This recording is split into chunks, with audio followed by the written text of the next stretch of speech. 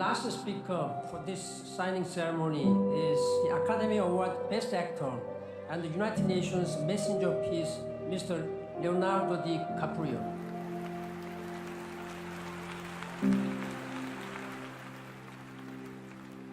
Thank you, Mr. Secretary General, for the honor to address this body, and thanks to the distinguished climate leaders assembled here today who are ready to take action.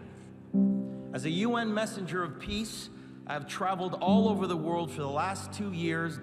I have seen cities like Beijing choked by industrial pollution, ancient boreal forests in Canada that have been clear-cut, and rainforests in Indonesia that have been incinerated. In India, I met farmers whose crops have been literally washed away. In America, I have witnessed sea level rise flooding the streets of Miami. In Greenland and in the Arctic, I was astonished to see that ancient glaciers are rapidly disappearing, well ahead of scientific predictions. All that I have seen and learned on my journey has absolutely terrified me. Now think about the shame that each of us will carry when our children and grandchildren look back and realize that we had the means of stopping this devastation, but simply lacked the political will to do so. Yes, we have achieved the Paris Agreement. More countries have come together here to sign this agreement today than for any other cause in the history of humankind, and that is reason for hope. But unfortunately, the evidence shows us that it will not be enough. A massive change is required right now, one that leads to a new collective consciousness, a new collective evolution of the human race, inspired and enabled by a sense of urgency from all of you.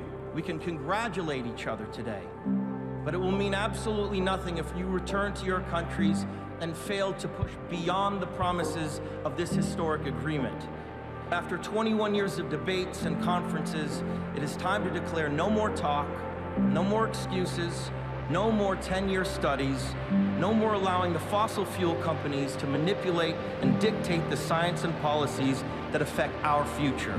The world is now watching. You will either be lauded by future generations or vilified by them. You are the last best hope of Earth. We ask you to protect it, or we and all living things we cherish are history.